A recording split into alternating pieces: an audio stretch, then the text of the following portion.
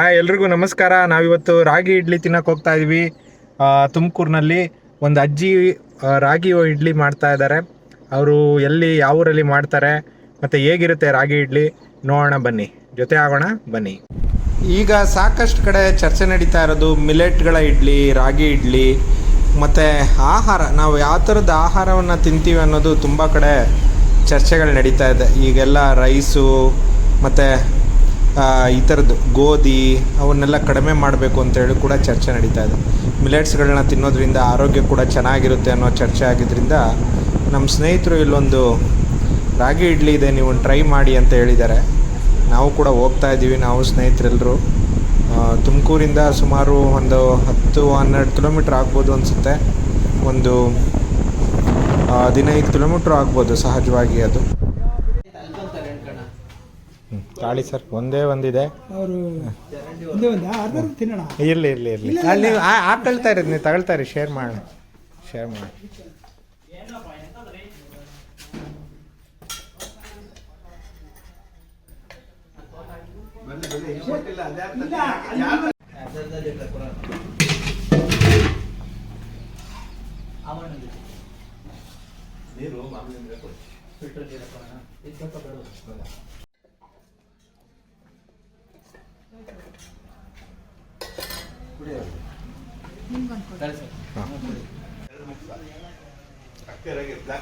ಇಲ್ಲ, ಅದು ಕೊನೆಗೆ ಇದಾಗಿರುತ್ತೆ.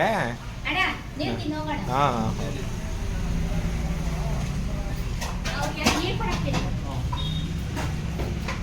ರಾಗಿ ಇಡ್ಲಿ ಬೇರೆ ಮಾಡ್ತೀರಾ? ರಾಗಿ ಇಡ್ಲಿ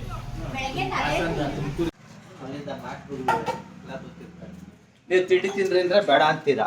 ಅಲ್ಲ, ತಿಂಡಿ ಆಯ್ತು ಸರ್.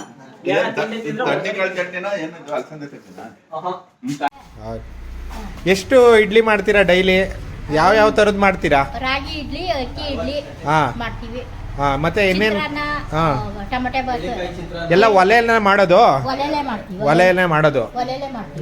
ಎಳ್ಳಿಕಾಯಿ ಚಿತ್ರಾನ್ನ ಆ ಥರದ್ದೆಲ್ಲ ಮಾಡ್ತೀರಾ? ಚಿತ್ರ ಎಲ್ಲ ಮಾಡ್ತೀವಿ. ಓಕೆ. ಎಷ್ಟು ಗಂಟೆಗೆ ಎದ್ದೇಳೋದು ಡೈಲಿ ನೀವು?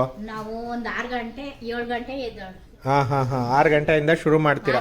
ಮಧ್ಯಾಹ್ನ ಹೊತ್ತು? ಮಧ್ಯಾಹ್ನ ಏನು ಮಾಡೋದು, ಅನ್ನ ಸಾಂಬಾರು ಇರ್ತೈತ್ರೆ, ಜನ ಕಡಿಮೆ ಮಾಡ್ತೀರಾ? ರಜಾ ಇದ್ದಾಗ ಭಾನುವಾರ ನಾವೇನ್ ರಜಾ ಮಾಡಲ್ಲ. ನೀವೇನ್ ಮಾಡಲ್ಲ? ಭಾನುವಾರ ಬೇರೆ ಹಬ್ಬದ ದಿನಗಳು ಆ ಥರದ್ದು ರಜಾ ಮಾಡ್ತೀರಾ? Okay, thank you. ನೋಡಿ, ಇವರು ಏನು ಕಡ್ಡಿಗಳಲ್ಲಿ ಇಟ್ಬಿಟ್ಟು ಮಾಡೋವಂಥದ್ದು ಒಲೆಯಲ್ಲಿ. ಜೊತೆಗೆ ಇನ್ನೊಂದೇನು ಅಂದ್ರೆ ಪೇಪರ್ ಕವರು, ಬಟ್ಟೆ ಮತ್ತು ಅದು ಏನನ್ನ ಹಾಕ್ತಾ ಇಲ್ಲ. ಇದಕ್ಕೇನಾದ್ರೂ ಎಣ್ಣೆ ಹಾಕ್ತೀರಾ? ಏನಲ್ಲ, ಹಂಗೆ ಬರುತ್ತೆ. ಓಕೆ, ಹಾಗಾಗಿ ಅದೇ ರೀತಿ ಮಾಡೋವಂಥದ್ದು ನೀವು ನೋಡ್ತಾ ಇರ್ಬೋದು. ಆರೋಗ್ಯಕ್ಕೂ ಒಳ್ಳೇದು ಮಾಡ್ತಾ ಇದ್ದಾರೆ. ಇಲ್ಲಿ ಊರ ಹೆಸರೇನು? ಮೈದಳದಲ್ಲಿ ಇರೋವಂಥದ್ದು ರಾಗಿ ಇಡ್ಲಿ. ನಿಮಗೆ ಬೆಳಗ್ಗೆ ಹೊತ್ತು ಬಂದ್ರೆ ಒಂದು 10 ಗಂಟೆ ಒಳಗಡೆ ಬಂದ್ರೆ ಸಿಗುತ್ತೆ. ನಾವು ತುಂಬಾ ಲೇಟಾಗಿ ಬಂದ್ವಿ, ಹಾಗಾಗಿ ಇವತ್ತು ರಾಗಿ ಇಡ್ಲಿ ನಮ್ಗೊಂದು ಅರ್ಧ ಇಡ್ಲಿ ಸಿಕ್ತು ಅಷ್ಟೇ. ನೀವು ಬನ್ನಿ, ಒಂದು ಇಡ್ಲಿ ಸಿಕ್ತು, ನೀವು ಬನ್ನಿ ರಾಗಿ ಇಡ್ಲಿ ತಿನ್ಬೇಕು ಅಂತ. Thank you. ನಾವು ತಿನ್ನುವಂಥ ಆಹಾರ ಯಾರು ಮತ್ತು ಹೇಗೆ ಮಾಡ್ತಾರೆ ಅನ್ನೋದು ತುಂಬ ಮುಖ್ಯ. ಹಾಗಾಗಿ ನಾವು ಅಲ್ಲಿ ಹೋಗಿ ಆಹಾರವನ್ನು ತಿಂದಿದ್ದು ಭಾಳ ಖುಷಿ ಆಯಿತು. ಅವರು ಕೂಡ ನಮಗೆ ತುಂಬ ಚೆನ್ನಾಗಿ ನಮಗೆ ಆಹಾರವನ್ನು ಬಡಿಸೋದಾಗಿರ್ಬೋದು ಮತ್ತು ಮಾತಾಡ್ಸೋದಾಗಿರ್ಬೋದು ಎಲ್ಲ ಮಾಡಿದ್ರು.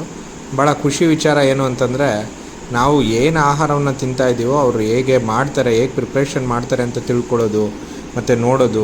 ಈ ಥರ ಚಿಕ್ಕ ಹೋಟ್ಲುಗಳನ್ನು ನಾವು ಬೆಂಬಲಿಸೋದ್ರಿಂದ ಅಲ್ಲಿನ ಹೋಟ್ಲು ಅವರು ಕೂಡ ಏನು ಸರ್ವೈವಲ್ ಪ್ರಶ್ನೆಗಳಿರುತ್ತೆ, ಪ್ಲಸ್ ಅವರ ಜೀವನ ಮಟ್ಟ ಕೂಡ ಸುಧಾರಿಸುತ್ತೆ.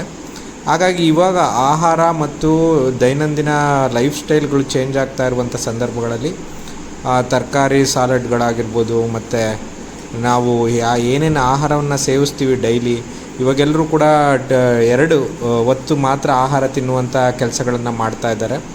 ಇಂಥ ಆಹಾರ ಎಲ್ಲ ತಿಂತಾ ಇರೋದು ಭಾಳ ಸಂತೋಷದ ವಿಷಯ.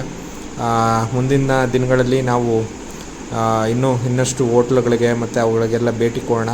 ಹಾಗೆ ಈ ವಿಡಿಯೋ ನಿಮಗೆ ಇಷ್ಟ ಆಗಿದರೆ ನೀವು ಕಾಮೆಂಟ್ ಮಾಡಿ. ನಿಮಗೆ ಯಾವ ಥರದ್ದು ವಿಡಿಯೋಗಳು ನಾನು ಮಾಡಾಕಬೇಕು ಅನ್ನೋದು ಕೂಡ ನೀವು ಕಾಮೆಂಟ್ ಮಾಡಿ. ಆಗ ಮಾತ್ರ ನಾನು ಹೊಸ ಪ್ರಯೋಗಗಳನ್ನ ಮಾಡೋದಕ್ಕೆ ಸಾಧ್ಯ ಆಗುತ್ತೆ. ಇವತ್ತು ಒಂದು ಸ್ನೇಹಿತರ ಒತ್ತಾಯದ ಮೇರೆಗೆ ನಾವು ಈ ಊರಿಗೆ ಹೋಗಿದ್ದು.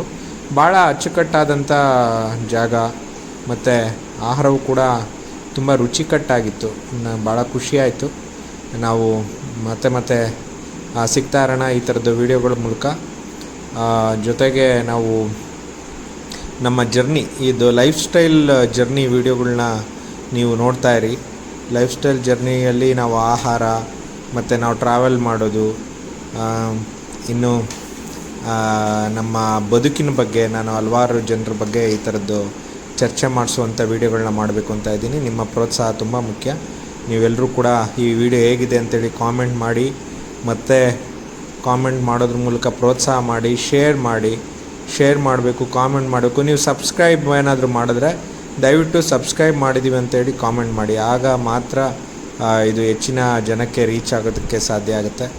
ನಾವು ಮತ್ತೆ ಸಿಗ್ತಾ ಇರೋಣ. ಎಲ್ರಿಗೂ ಧನ್ಯವಾದಗಳು. ಮತ್ತೆ ಸಿಗೋಣ. ಜೈ ಕನ್ನಡ, ಜೈ ಕರ್ನಾಟಕ, ಜೈ ಕನ್ನಡಾಂಬೆ.